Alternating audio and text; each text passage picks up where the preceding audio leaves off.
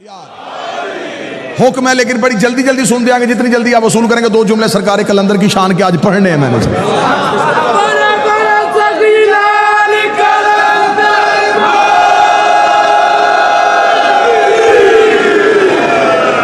गलत तारफ करवाया तुमने किसी का कि ये अली के तो दीवाने थे, ये मलंग होते थे, फकीर होते थे, गलियों में फिरते थे। गलियों में फिरने वालों का नाम नहीं। आओ मैं तुम्हें बताऊं, जिसके पास आले मोहम्मद की मोहब्बत हो, अमाल खुद उसका तवाफ करते हैं। वल्लाबा हुसैन, मैं मिंबर की बुलंदी पे कह रहा हूं, हरफों का सामन होके कह रहा हूं। अगर किसी के अंदर आले मोहम्मद के बुग़्ज़ की निजासत हो, जितनी मर्जी इबादत करे। ऐसा ही है जैसे शराब के गिलास में पानी, बर्तन निजस हो, पाक चीज भी डालो नापाक हो जाती है।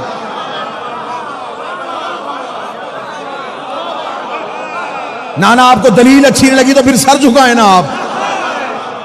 जिस बंदे को नहीं सुनने, आज उसके लिए इतनी रायत कर सकता, वो कानों में उंगलियां दे सकता है, लेकिन जितने आ गए हो बारगाह में, अब तुम उठ नहीं सकते, क्योंकि फजाइल अली सूरह इसराफील होते हैं।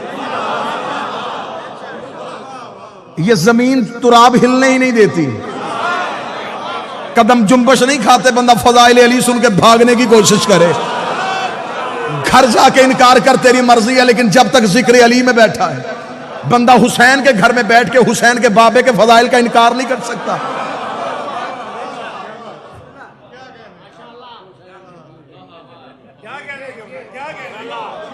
फजीलत का इनकार नहीं। इन ये अस्माए जिन्हें लोग समझते हैं ये फकीर हैं, ये मलंग हैं, ये दीवाने थे अली के नौकर, बस शियों ने पकड़ लिया, बहलोल दीवाना, कलंदर दीवाना, फकीर। मैं तुझे बताऊं इनकी मार्फत क्या थी। वक्त के फकीर का नाम था शाह हुसैन। दुश्मन की साजिश है कि उस्मान मरवंदी नाम था, शाह हुसैन नाम था। इब्राहिम कबीरुद्दीन इब्राहिम मुजाब का बेटा। जो जवान बैठो, इब्राहिम मुजाब आज भी हुसैन के पहलू में सोया हुआ है। इब्राहिम मुजाब उसे कहते हैं, मुजाब कहते हैं जवाब मिलने वाले। ये कब्र हुसैन पे जाता था, हुसैन की जर्री पे जाकर था, सलाम अलैका या बना रसूल अल्लाह, रसूल का बेटा तुझ पे सलाम हो। कब्र से हुसैन बोल के जवाब देते थे, अलैका सलाम या इब्राहिम। सिर्फ इब्राहिम नहीं सुनता था, जितने लोग हरम में नमाज पढ़ रहे होते थे सारे जवाब सुनते थे। अरब वालों ने इसका नाम रख दिया इब्राहिम मुजाब। ये वो इब्राहिम है जिसे हुसैन जवाब देता है। एक दिन सरकारी हजरत इब्राहिम मुजाब कब्र हुसैन पे बैठे हुए थे, हुसैन की कब्र पे जाके सलाम किया। सलाम करने के बाद बादशाह हुसैन को सजदा किया। इमाम हुसैन की आवाज आई, जा इब्राहिम वापस चला जा, मैं तुझे एक बेटा अता करूंगा, मैं तुझे एक बेटा अता करूंगा, मैं तुझे एक बेटा अता करूंगा जो जाफर तैयार के परों का सदका पर पाएगा और जन्नत में परवाज करेगा, जमाना उसे शहबाज कहेगा। इतना कहना था, मैं तुझे वो बेटा अता करूंगा, मैं वो बेटा अता करूंगा। मौलवी जहां लेके मैं सर पे कुरान रख के उससे पूछता हूं, हुसैन ने कहा मैं तुझे बेटा अता करूंगा। अताएं पैदा नहीं होती, अताएं नाज़िल होती है। अब मुझे बोल के बता, जिनके घर का कुत्ता नाज़िल होता हो वो 14 पैदा नहीं होता।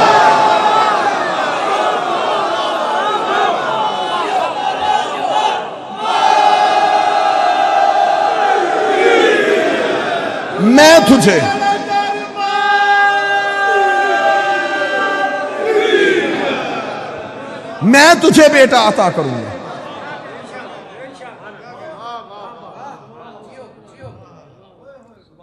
सुल्तान दौलतपुर का नवासा, नाम शाह हुसैन, मरवंद से रहने वाला दौलतपुर पहुंचा।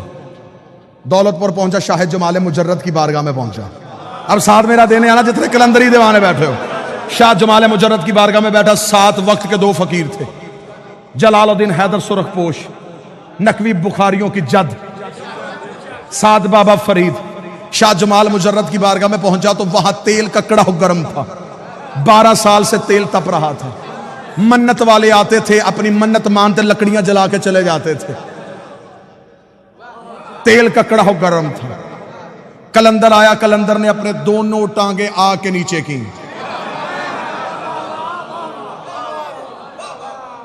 शाह जमाल मुजर्रद ने कहा टांगे बाहर निकाल, मैं तेरे ही इंतजार में बैठा था।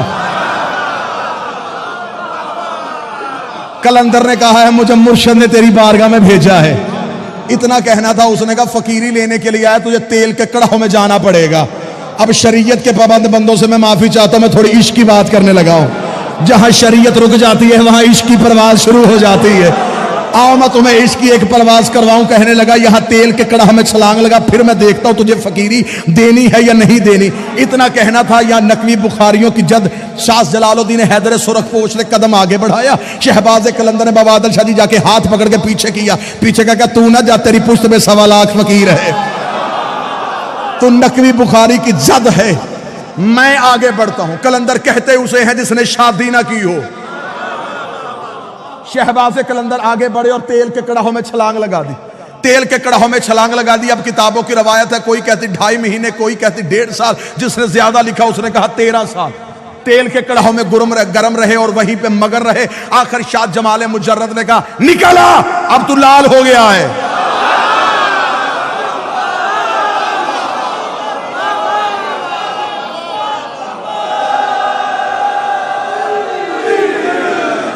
सार उठाए वो बंदा जिसने फकीर के सामने घुटने टेके हैं। बाबा आदिल शाह जी सरदार आगा अली जान वक्त का बहुत बड़ा फकीर था। आपने उसकी दहलीज से ज़दारी सीखी है। आओ जितने फकीर से ज़दारी सीखते रहे हो, जिन्होंने वक्त के फकीर के हाथों से अब्बास का आलम थामा है, निकल बाहर तू लाल हो गया है।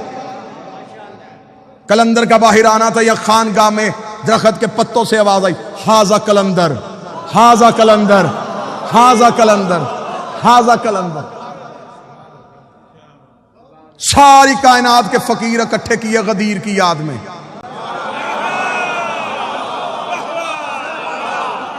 अब मेरा दिल कह रहा है कि जो यहां हो और यहां से जाना चाहते हो, तुम जाओगे जरूर।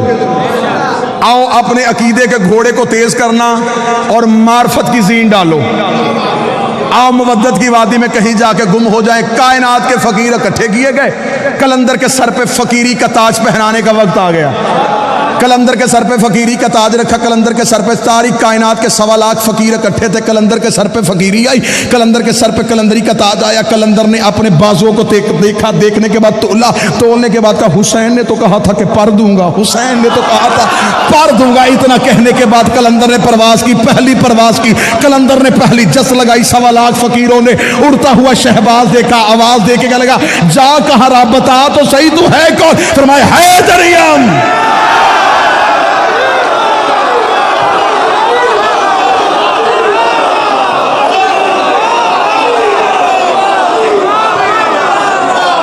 इजाजत देना, मैं सारे शेर पढ़ना चाहता हूं। जाफरी साहब वो पढ़ना चाहता हूं जो जमाने ने छुपाए हैं।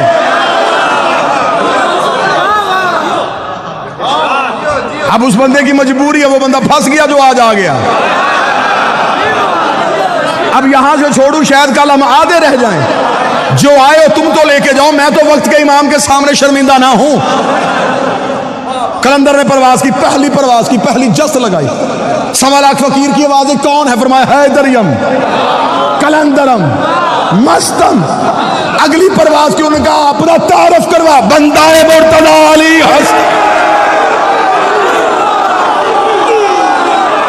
1.25 लाख फकीरों ने हाथ बांध के कहा हमें यहां छोड़ के खुद कहां जा रहा है, हमें यहां छोड़ के खुद कहां जा रहा है। कलंदर ने अगली परवाज देगा, हादिये सालिकान इरफानम।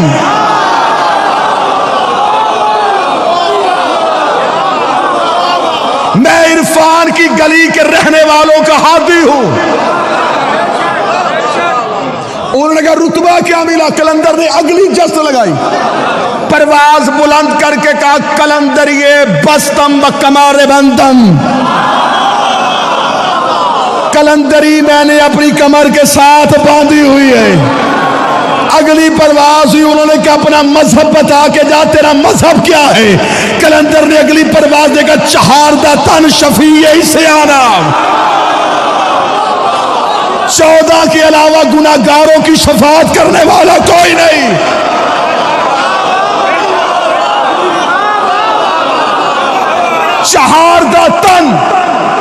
शफीए इस्यानम, 14 के अलावा गुनाहगारों की शफाअत करने वाला कोई नहीं।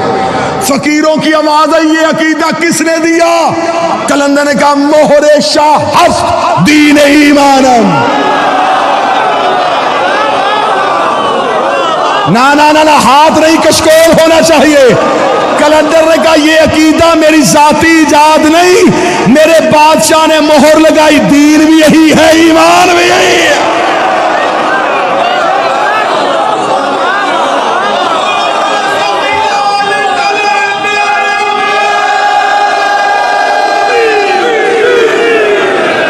कहां गए वो बंदे जिन्होंने कहा था कलंदर सुनाए?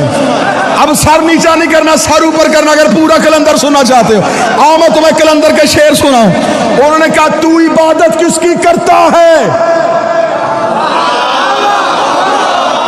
कलंदर ने अगली परवाज दे के कहा रोजो शब मन हमी ख्वानम, रोजो शब मन हमी ख्वानम, रोजो शब मन हमी ख्वानम। मैं दिन और रात एक ही बात करता हूं। उनका कौन सी? उसका बगैर चहारदा नामी दानम, मैं 14 के अलावा किसी को जानता ही नहीं।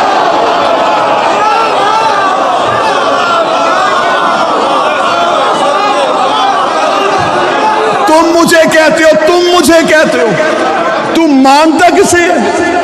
मैं 14 के अलावा किसी को जानता ही नहीं।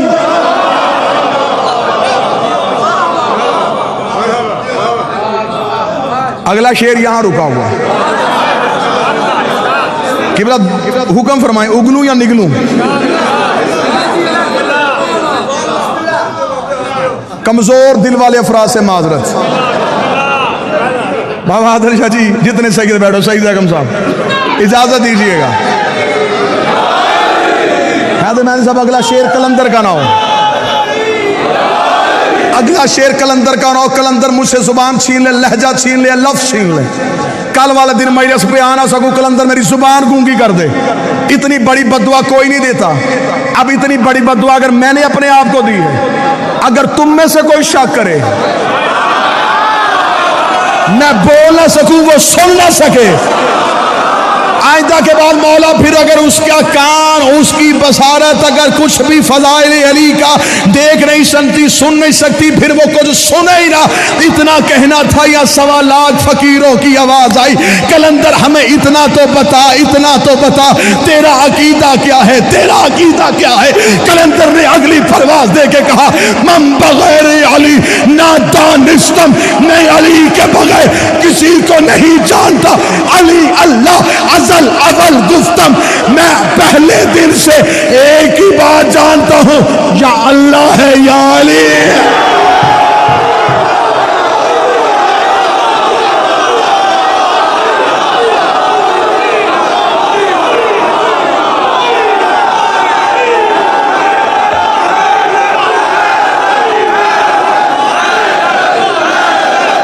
जी आप सरकार,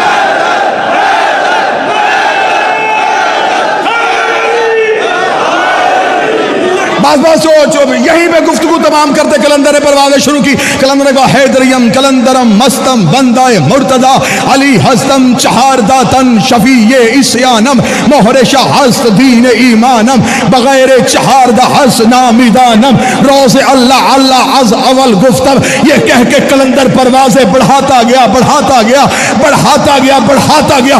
कलंदर इतना ऊपर चला गया कि अर्श की चौखट में जाके कलंदर का माथा लगा। फरिश्तों ने आता हुआ कलंदर देखा, आता हुआ शहबाज देखा। उनका फरिश्ते हम हैं पर तेरे पास है, मलाइका हम हैं परवाज तेरे पास है। तू फर्श से अर्श पे क्या लेने आ रहा है? बता, रुक रुक रुक, यहीं पे रुक के बता तू कौन है? कलंदर का पेशवाए तमाम रिंदानम। उन्होंने कहा जमीन पे देख। कलंदर को नजफ में अली की कब्र नजर आई। कलंदर का जिस्म कांपा, अपने पैरों को समेटा, जमीन पे गोता लगाया। अली की दहलीज पे मुंह के बल गिर के कर साग कुए शेर यज़्द।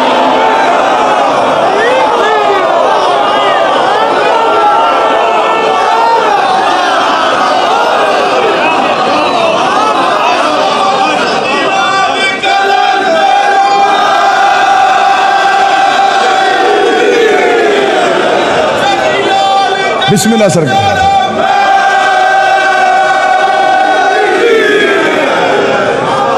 अर्श की चौखट से फरिश्तों ने कहा तू वहां आ रहा है, हम वहां जा रहे थे, तू कहां? कलंदर ने कहा मैं तो प्रवास पे हूं। उन्होंने कहा जमीन पे देख।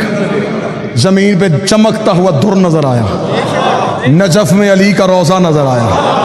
कलंदर का जिस्म कांपा, परों को समेटा, जमीन पे गोता लगाया, दहलीज पे गिर के सग कुए। दर का नहीं, गली का।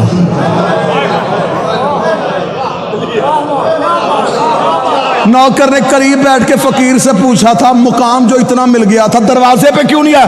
गुस्ताख ना बन, दरवाजे पे नबी बैठे।